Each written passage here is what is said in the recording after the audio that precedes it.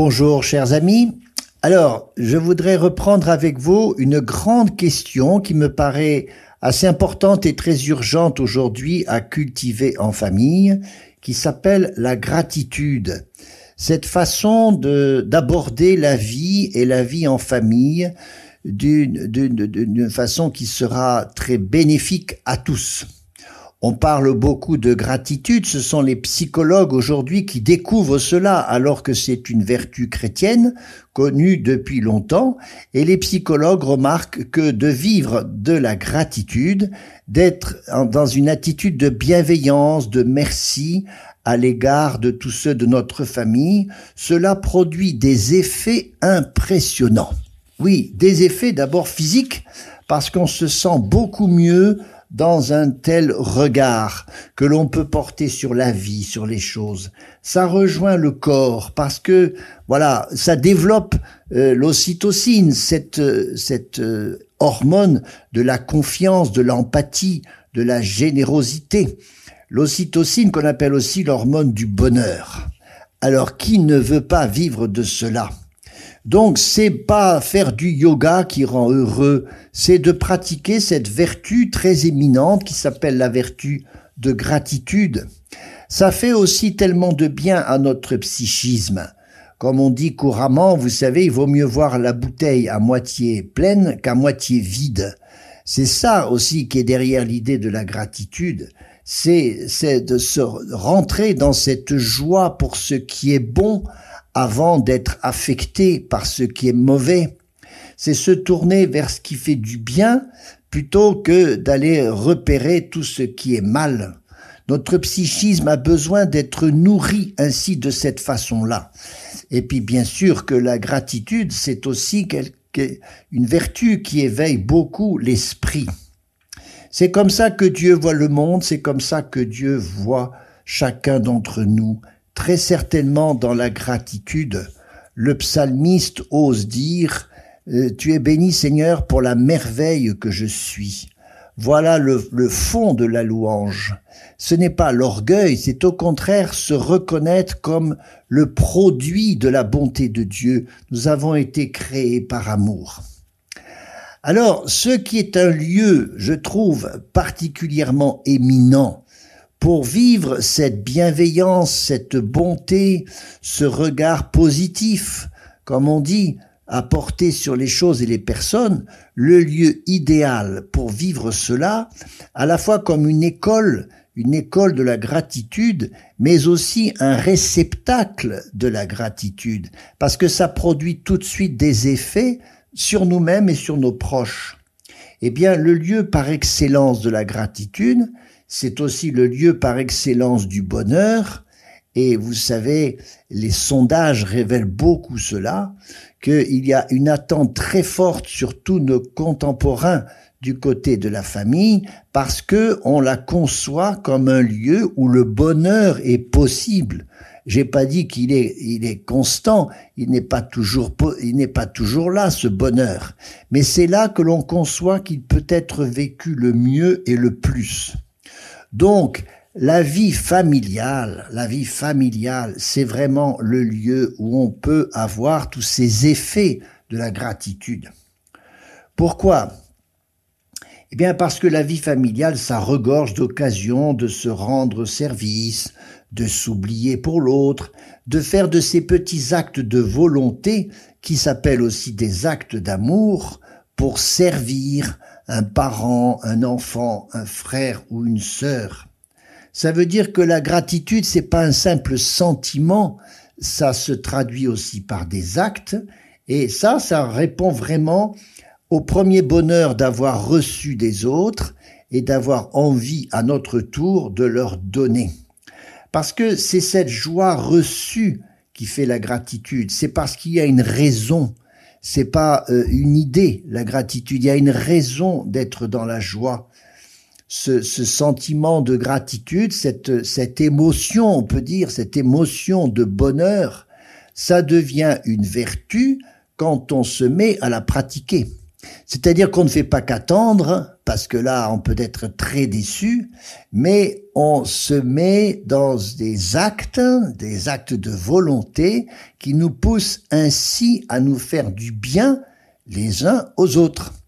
Et vous savez, faire le bien pour les autres, ça s'appelle pas autrement que les aimer. Alors voilà comment dans la famille on trouve cette familiarité, toutes ces petites habitudes que l'on peut prendre. Et vous savez, les habitudes, on les combat si elles sont pas bonnes, mais par contre on s'y attache quand on décide qu'elles sont bonnes pour les autres. Il y a cette durée, vous voyez, dans la vie familiale, qui souvent est plus longue peut-être que des amitiés.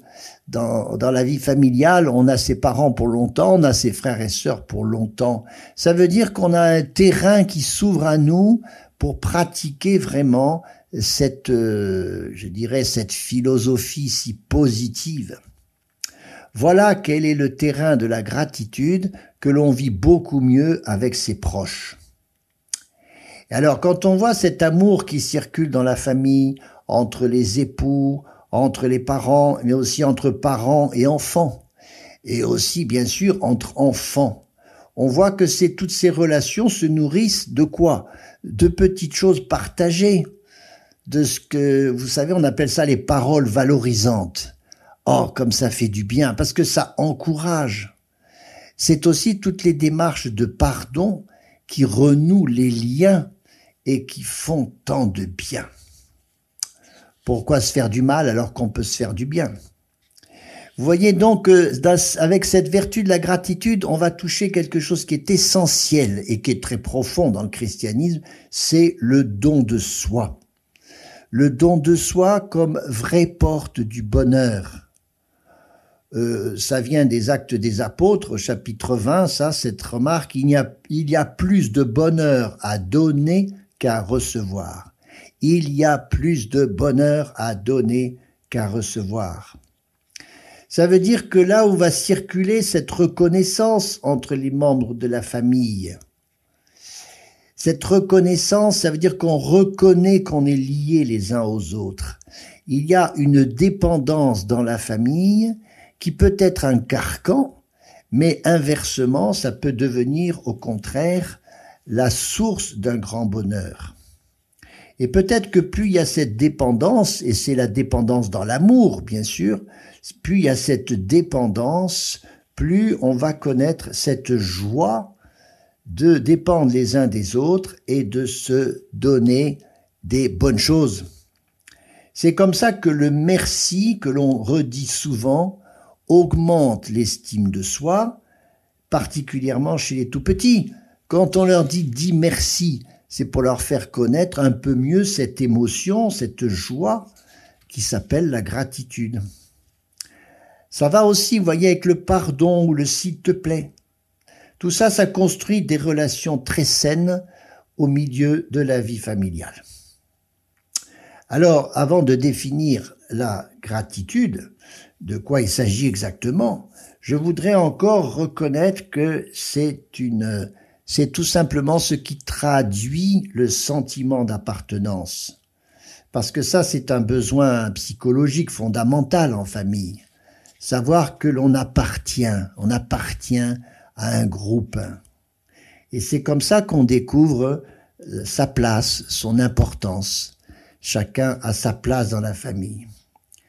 Voyez, cette expérience, pour ainsi dire, intuitive, parce que c'est tout à fait intuitif, ça se construit pas, cette expérience de la réciprocité, quand nous donnons parce que nous avons reçu, et nous recevons parce que d'autres donnent. Voilà, ça s'invente pas, ça. C'est cette gratuité du don. En famille, vous avez remarqué, il n'y a pas de relation d'argent. Enfin, en général, sauf quand on est un peu à l'âge adulte, bien sûr qu'on se donne de l'argent les uns aux autres, mais on ne vit pas d'abord d'argent, on ne s'achète pas, on ne s'achète rien du tout. On vit cette gratuité du don, et ça souligne bien sûr l'importance de ce don. Regardez comment les cadeaux s'échangent avec beaucoup de joie dans une famille, et puis pas simplement pour Noël, mais pour des anniversaires ou des fêtes.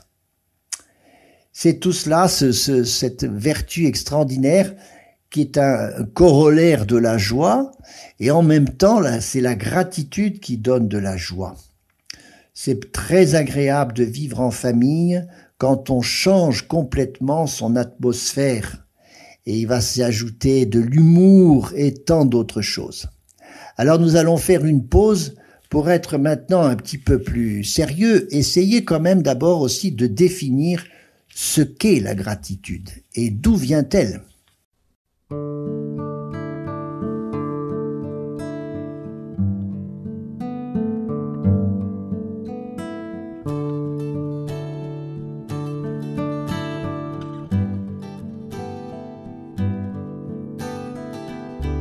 J'ai cherché dans les livres, ils ont brûlé. J'ai cherché dans les gens, ils s'en sont allés.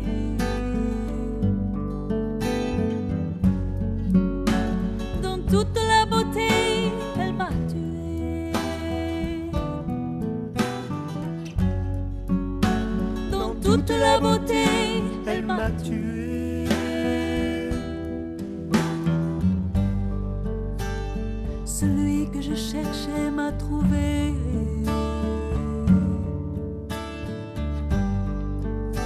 Celui que je cherchais m'a trouvé. Hey, hey, hey, hey, hey, hey, hey, hey, hey, hey, hey, hey. J'ai brisé mon flacon de parfum sur ses pieds. Et avec mes larmes, je les ai baignés. Je voulais le garder, mais ils l'ont tué.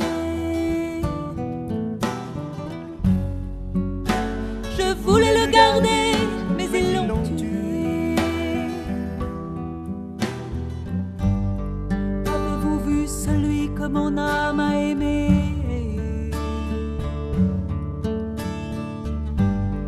Avez-vous vu celui que mon âme a aimé? Hey, hey, hey, hey, hey,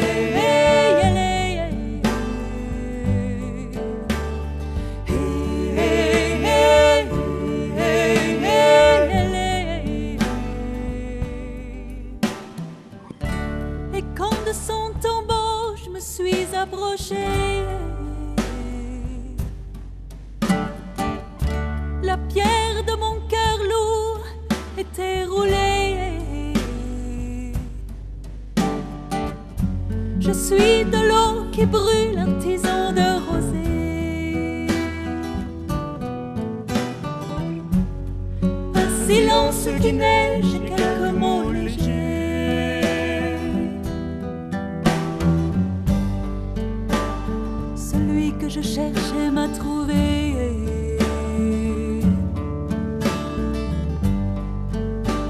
Celui que je cherchais m'a trouvé.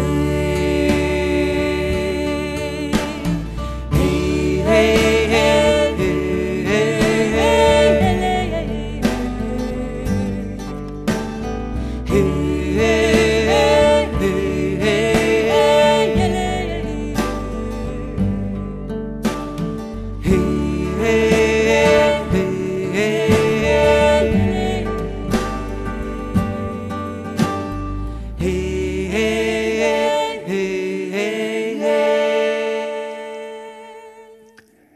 Alors nous parlons de la gratitude comme une découverte qu'il faut faire très urgemment pour développer ce qu'est le bonheur en famille. Qu'est-ce que la gratitude ? Dans le petit Robert, je lis que c'est un sentiment d'affection que l'on ressent pour celui dont on est l'obligé. Vous voyez, ça dit presque que c'est en famille que ça se ressent le mieux. Dans le Larousse, on trouve une autre définition, c'est une reconnaissance pour un service, pour un bienfait reçu. Donc sa vie, la gratitude, elle prend sa naissance au cœur même de la relation. Reconnaissance, c'est un synonyme, reconnaissance. La reconnaissance, c'est un synonyme un peu commode, ça consiste couramment à dire merci, reconnaître quelque chose en acceptant le fait que l'on a reçu quelque chose et que finalement nous avons besoin des autres. Ça concerne le sujet qui est le bienfaiteur, celui qui donne, mais ça concerne aussi l'objet, le bienfait. Il y a une reconnaissance pour le donateur, mais il y a aussi une reconnaissance pour le don. Et on relie même le don au donateur. On remonte du don au donateur. C'est ce que l'on va faire particulièrement dans la prière de louange. On remercie Dieu pour ce qu'il nous donne.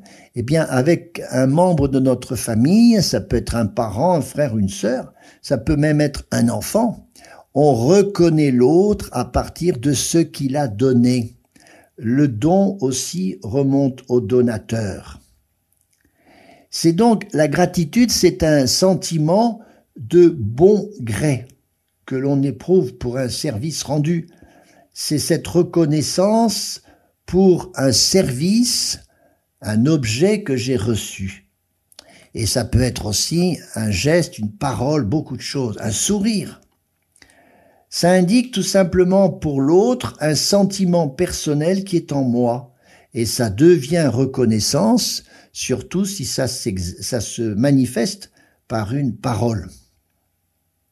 C'est le sentiment qui est en moi qui, pour ainsi dire, se sent obligé à témoigner, à dire à l'autre ce qui est en moi.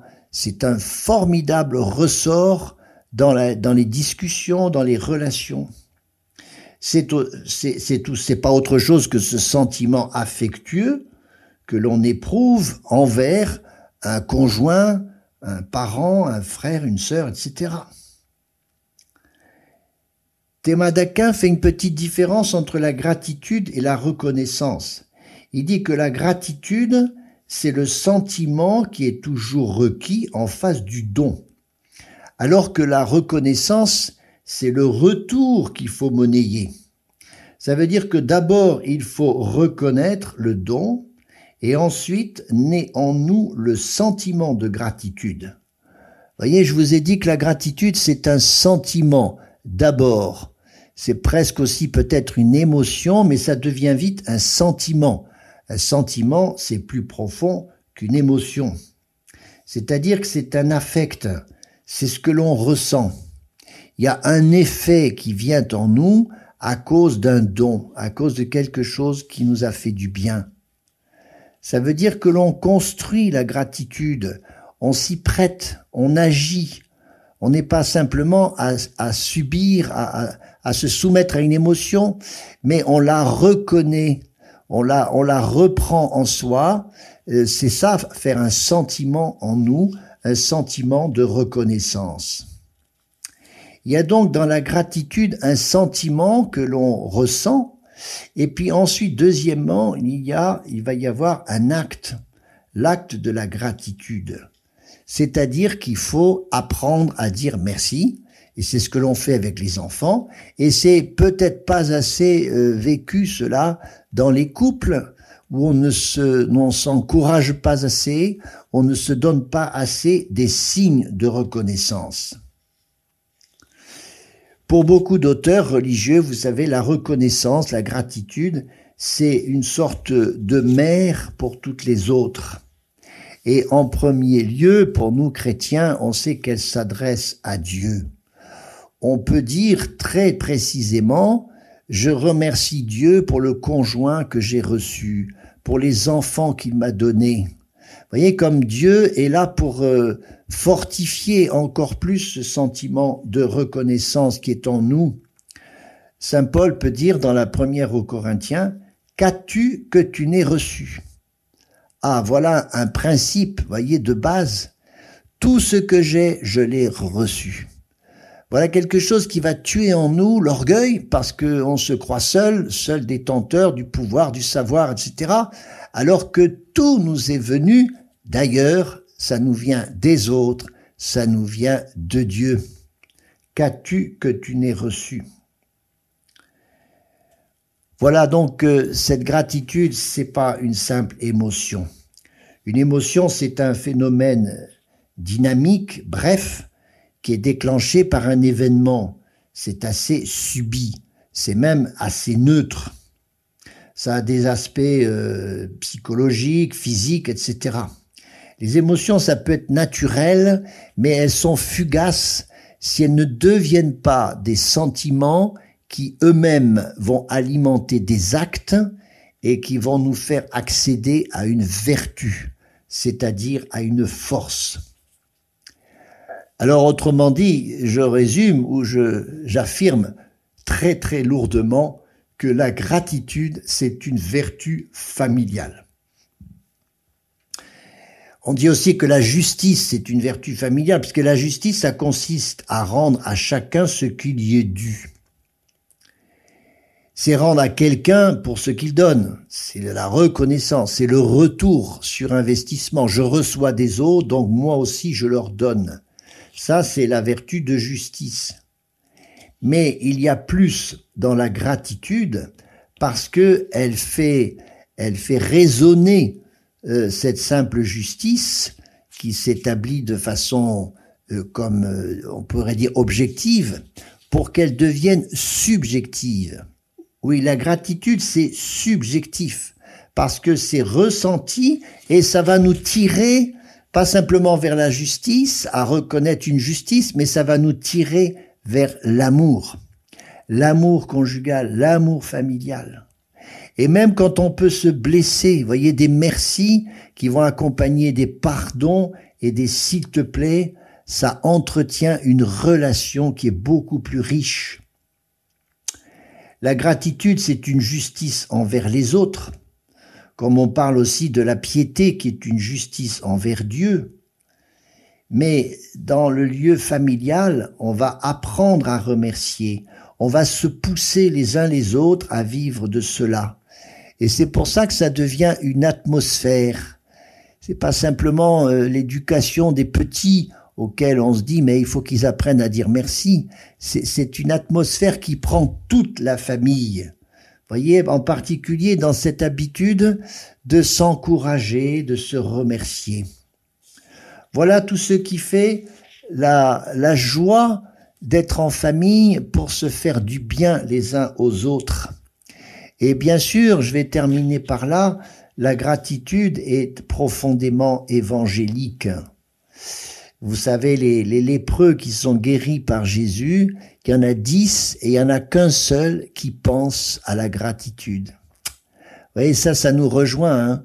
On est comblé souvent, on reçoit beaucoup de choses, on ne se rend même pas compte que ça ne nous est pas forcément dû, que c'est gratuit. Dans gratitude, on entend aussi gratuit. Il y a dans l'évangile ces actes de Jésus qui sont tous tournés vers la gloire du Père, la louange, remercie. Jésus souvent se tourne vers son Père pour dire merci. Merci pour ceci, merci pour cela. Cette façon de voir le monde, de voir la création. Commençons par la création. Ça, c'est très détaillé dans Laudato Si, ce beau texte de François qui nous invite à voir la création non pas comme un milieu esclave dont on fait n'importe quoi, mais comme un cadeau du ciel, un cadeau de Dieu, vraiment sur un plateau qui nous est donné. Donc partir de la création, partir des êtres créés, ça c'est encore plus éminent. Dans la création, il y a des êtres qui se situent au sommet, qui sont les êtres humains. Et la gratitude se porte pour des choses, mais elle se porte aussi et peut-être encore plus pour des personnes. Et au-dessus de la création et des personnes, il y a Dieu lui-même qui est tellement digne de notre gratitude. Alors nous allons continuer encore sur cette vertu de la gratitude pendant tout ce mois de novembre. À bientôt et bon mois de novembre.